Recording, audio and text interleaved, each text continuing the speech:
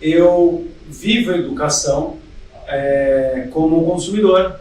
Eu vivo a educação através das imersões e mentorias, nada no nível que você tem, que você trabalha. Mas a educação, para mim, o que mais impacta é a educação dos meus filhos. Sim. Então eu falei assim, comecei a estudar homeschooling. Então tem lá um negócio chamado Classical Conversation. Comecei a estudar o que é educação moderna versus o que é educação clássica. Percebi que a humanidade perdeu, minha visão, perdeu muito da moderna para a clássica. Não se ensina mais latim. Tinha uma lógica ensinar latim. Facilidade para aprender várias outras línguas. Não ensina mais matemática. Relativizou absolutamente tudo.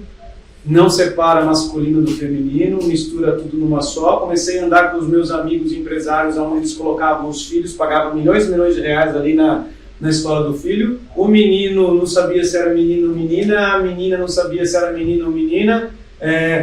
Eles vinham num tipo de educação do tipo, vai fazendo na tua batidinha. Não tinha mais performance, o importante era competir e não ganhar. Eu falei, tá errado.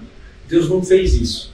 Deus fez a gente para competir, para ganhar. Deus fez a gente para ter alta performance, para a gente transformar a sociedade. E eu comecei a ficar incomodado. Eu comecei a ensinar homeschooling para minhas filhas. O que a minha filha Esther cresceu com homeschooling foi um negócio absurdo. Aí, nem eu nem minha esposa conseguia se dedicar 5, 6 horas por dia num negócio desse. Sim. Eu falei, não dá. Precisa ter sinapse entre as pessoas. Elas só sozinho ali não vai rolar. E aí acabei colocando ela numa escola. Ela é cristã bilíngue, focada para o empreendedorismo. Conheço os professores, conheço a metodologia. É a única que eu conheci que tem no Brasil. E se chama Victory School. E aí eu gostei da primeira postura. Ela falou assim, aqui nós ensinamos balé para menina até os 7 anos de idade. Sim. Eu falei, mas pode fazer judô? Ela falou, não, eu vou ensinar ela a ser mulher. Eu amei isso. Falei, tá, então tá bom. Para o menino, judô. Para a menina, balé. Entre outras coisas. Né? E aí esse foi o primeiro impacto na educação.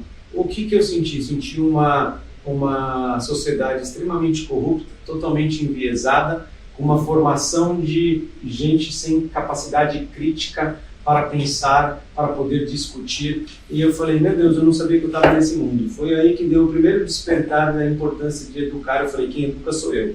Então eu vou ajudar a educar meus próprios filhos para eles serem alguém na sociedade. Mas é 0,000000001% de todas as outras educações que estão sendo feitas. O que eu penso de educação? Tá, vamos lá. Piaget, um grande educador, ele disse o seguinte: a casa é a primeira escola e a escola é a segunda casa. Boa. A primeira escola é casa. A gente aprende bons modos, respeitar os mais velhos, os valores fundamentais de civilidade. É em casa. Tem pai que quer delegar a civilidade para a escola, lá formal. Não, é em casa. Que aprende a respeitar os mais velhos, que aprende a questões básicas. Então, e tem outra coisa, também do Piaget. Os verdadeiros pais não são aqueles que estão sempre presentes, mas que fazem a presença ser desnecessária. Tem que preparar seus filhos para o mundo. Boa. Então, assim, por que eu estou falando isso? Primeiro tem que ter esse trabalho em casa. Agora as escolas aqui, vamos parar para pensar um pouco no modelo educacional. Quem é o nosso patrono da educação? Paulo Freire. Com a pedagogia do oprimido. O Paulo Freire foi um cara de esquerda, né? E com algumas ideias de educação. E isso permeou as instituições públicas no Brasil. Eu tenho, enfim, parentes que fizeram universidade pública, e eles têm uma visão muito comunista, socialista das coisas. Então, o que acontece? A educação no Brasil, especialmente a pública, ela tomou um viés muito partidário, aonde você tem lá o empresário, o empreendedor, que ele é o cara explorador, etc. E você tem a população... Mas as escolas dos Estados Unidos também. Mas quando eu olho lá uns negócios, eu falo assim, não é possível que você está ensinando lá, não é? Cultura woke, né? Isso. Agora, a essência dos Estados Unidos, a essência é um país empreendedor. Você vê nos Estados Unidos não existe PJ e PF. Não existe isso. Você fala isso para o americano, ele não entende. Lá você sabe que o cara trabalha 20 anos numa empresa, é mandado embora, recebe dia só. É um país de empreendedores. Lá você monta uma empresa, o Elon Musk mandou 80% do pessoal da X embora. Sim. E não teve rescisão nenhuma. Vai fazer isso aqui? Como é que você vai mandar 80% embora? Só de rescisão trabalhista. Então, é um país pujante. Por quê? Porque não tem amarras. A relação do empregador com o empregado é direto. Aqui não existe justiça do trabalho, que intermedia as situações. Então, quanto mais o Estado intervém na produção, mais pesado o processo fica. Então, a nossa educação é uma educação que ela ainda traz elementos muito protecionistas, elementos muito populistas, que precisa ser destravado. Nós temos que ter educação empreendedora. Quem estiver nos assistindo, vai lá, joga no YouTube, Roda Viva, né? 1982, uma entrevista do Roberto Campos, falando que é o vô do nosso ex-presidente aí do Banco Central, né? Uhum. Ele está indo ou não saiu, Roberto Campos, né?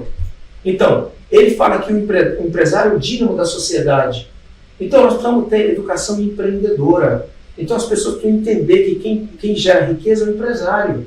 Então, quando você fala em educação, eu acho que há uma falta de educar as pessoas para serem empreendedoras. Há uma falta de princípios e valores. Isso que a sua filha, a escola falou, balé, judô, menina, é colocar as coisas no seu devido lugar. Mas a educação é preparar para uma comunidade forte. Um país não é feito de indivíduos, é feito de famílias. E a família é tradicional. Mãe, pai e os filhos. Como que você tem que seguir legislações brasileiras na sua escola? Sim. Tem que seguir a cartilha do MEC. É isso aí. Como é que você faz lá para poder, dentro de todas as escolas que você tem, universidade, etc., garantir que está seguindo os princípios que você acredita? Sim, na verdade, assim, eu consigo fazer isso com muita tranquilidade, seguir as diretrizes e tal. Só que lá na nossa instituição, palavras, coisas como todes, isso não existe no dicionário, a gente não aplica essas coisas, uma linguagem neutra. Mas nós temos as exigências de banheiro unissex, nós temos tudo o que precisa ter. Agora, nós entendemos que as pessoas têm, o Estado é laico. Você pode escolher a religião que você quiser, a orientação que você quiser, a gente tem que respeitar. Mas nós temos nossos princípios e valores. Nós não somos confessionais, como instituições como o PUC, que é convencional dos católicos. Você pega o Mackenzie, que é dos presbiterianos. Nós não somos confessionais. Mas nós temos princípios e valores muito claros na instituição. Não falamos de Deus, mas nós vivemos. Mais importante que falar é viver. E na hora de contratar os professores? Sem nenhum problema. O professor pode ter o que quiser, a orientação, o jeito, a forma, porque não é ensino religioso. Nós estamos ensinando questões técnicas. Entendi, mas tem que ter algum tipo de controle, não? Tem. Porque se ele começa a falar lá do Lula, começa a falar de Paulo Freire, começa a falar assim, ó, você veio com essa camiseta do Bolsonaro, não aceito, etc. Não, aí você tem que ser firme e falar, meu amigo, você não está atrelado aos meus princípios e valores. Aí está no código de ética, né? Cada profissional que vai trabalhar tem um budget, tem todo um treinamento que ele tem de como ele tem que se comportar. Professor, e não só isso, em relação a trato, quer dizer, o professor não pode se relacionar com o aluno, enfim, então isso está dentro do código de conduta. Mas nós não fazemos nenhuma asepsia, a cor, a raça, nada. Precisa estar dentro, porque o nosso ensino é técnico. Eu ensino empreendedorismo, eu ensino educação, e tem uma linha que a gente segue. We choose to go to the moon in this decade and do the other thing. 7, 6, 5, 4, 3, 2,